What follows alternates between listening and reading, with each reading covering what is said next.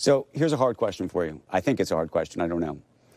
How do you think about your role as a leader here in the United States on issues around Asian Americans, Black Lives Matter, voting rights, all of that, and whether and how you can speak out about, for example, human rights abuses in China?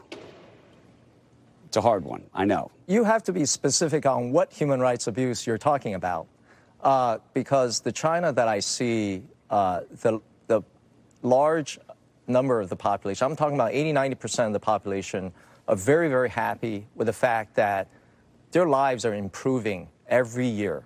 When I started at Alibaba in 1999, the GDP per capita was $800 in China. Today is over $10,000.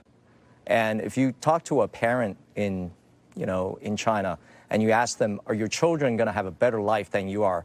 Right. Most of them will say, absolutely yes. They're going to be educated. They're going to find good jobs. The economy is expanding, right? So I like you to be more specific on that. Well, let me just ask it to you in this way, though. There are a lot of American business leaders today that are being pushed by their employees, by consumers, to say, look, we're taking a stand here on voting rights, for example, in the United States. You're also doing business in China. You should be consistent, right? Even Marco Rubio and others were actually criticizing American companies for what he was arguing was a hypocrisy. And when you talk to a lot of American business leaders, they say, look, I can speak out here, but I know that I'm not in a position to speak out there, because if I speak out there, it's not that my hand is going to get slapped, it's that my business is going to be damaged by the government because I'm just not allowed to do it. Yeah, I think American company CEOs understand this very well, which is different cultures have different values and mores. And in China, you have different set of values. You also have a very different political system in that one single party dominates the governance of the country, which, whether you like it or not, there are some great benefits. Like China has managed to build a terrific infrastructure because there's no politicking around whether you should build a highway from point A to point B, right? So these are all the benefits. And the bottom line is you have to look at the results. Are people happy? When I look at China, the average citizen is very hopeful about the future.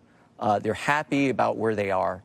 And, I think that's really... But you read the same headlines that I do about some of the human rights issues, no? I live in Hong Kong, right? So everybody is worried. I still think it's kind of funny that people call me up, on these big Zoom calls and say, Joe, where are you? And I say, I'm in Hong Kong. And they say, oh, are you okay, right?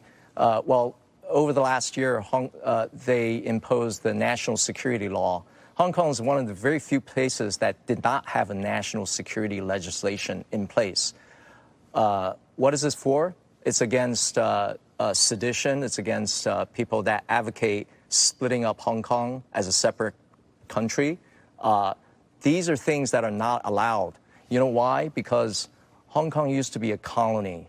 A few hundred years ago, China lost Hong Kong to the Brits because of the Opium War. The British wanted to sell opium into China, and as a result of some battles, China had to carve up Hong Kong and gave it up.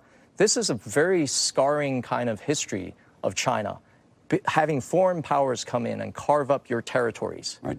So if you put yourself in the Chinese people's mindset, if you're a Chinese citizen, I look at this history. I want to make sure that we prevent foreign powers from carving up our territories. I think Hong Kong ought to be seen in that context.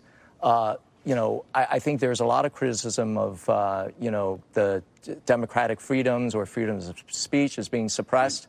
But overall, since they instituted the national security law, everything is now stabilized. In 2019, when people were protesting on the streets, I was actually afraid to walk onto the street. You know why? Because I speak Mandarin. And they were targeting every person that spoke Mandarin because they would assume that you come from the mainland. Well, I actually grew up in Taiwan, where also, they speak Mandarin there. And so I actually felt physically threatened these protesters, right? So I think now we have more stability. Hong Kong is going to be fine. You know why? Because it's a free market economy. When you invest in Hong Kong, free flow of capital. You put money into the Hong Kong Stock Exchange today in Hong Kong dollars. Tomorrow you can take it out in U.S. dollars. There's a free flow of capital. It also has the most benign tax system there is for capital formation. The income tax rate is only 15%, and then there's no capital gains rate, no taxes on capital gains, dividends, and so if you want to invest in Hong Kong, great for capital formation.